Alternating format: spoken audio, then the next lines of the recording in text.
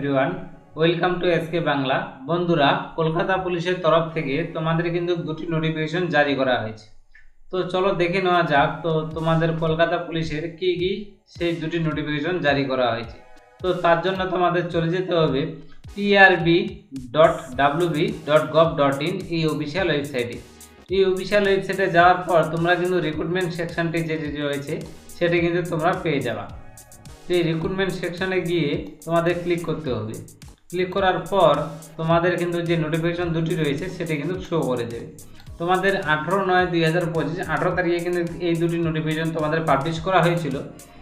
তো এই নোটিফিকেশনের পাশে তোমরা দেখতে পারবে গেট ডিটেলস। এই গেট ডিটেলস যদি ক্লিক করো তাহলে কিন্তু তোমাদের যে নোটিফিকেশন দুটি সেটি কিন্তু তোমরা দেখতে পারবে। তো 18/9/2025 যে তারিখে এই নোটিফিকেশন দুটি পাবলিশ হয়েছিল, একটা হচ্ছে তোমাদের এই নোটিশ CW পোস্টপেন্ড রিশিডিউল আর ডেট রাইটেন এক্সামিনেশন। তোমাদের যে কলকাতা পুলিশের যে ডেটটি পাবলিশ করা হয়েছে রাইটেন এক্সামিনেশনের জন্য, সেই ডেটটি কিন্তু তোমাদের রিশিডিউল করা হয়েছে। আর একটা হয়েছে তোমাদের আরেকটা রয়েছে 18/9/2025 তারিখে notice regarding revise vacancy position. তোমাদের ভ্যাকেন্সি যেটা রয়েছে সেটা কিন্তু রিভাইস করা হয়েছে, বেড়ে গেছে। তো চলো আমরা ক্লিক করে দেখে নিই তোমাদের নোটিফিকেশন দুটিতে কি বলা হয়েছে।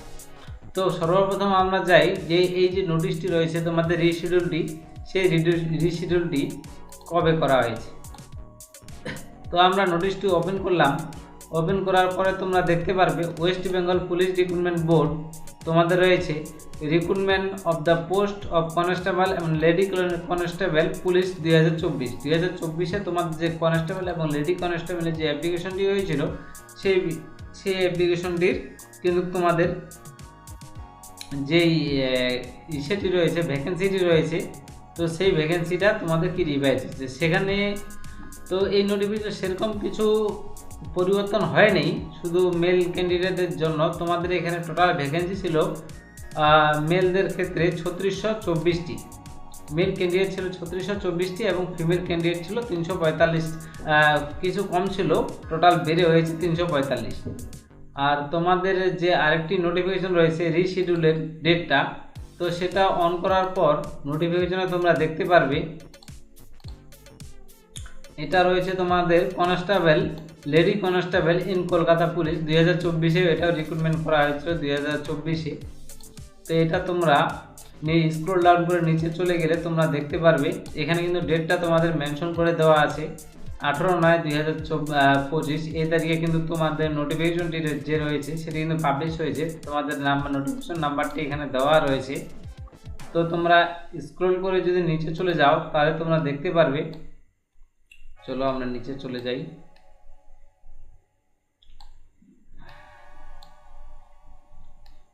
তো চলো প্রিভিয়াস ডিক্লেয়ার, তোমাদের কিন্তু আগে যে ডিক্লেয়ার করা হয়েছিল এখানে তোমাদের সাব ইন্সপেক্টর আর্মড ব্রাঞ্চ তোমাদের and sergeant in Kolkata police 2023-এ যেটা রিক্রুটমেন্ট করা হয়েছিল 15/10/2025 এই তারিখে কিন্তু তোমাদের এক্সাম হওয়ার কথা ছিল।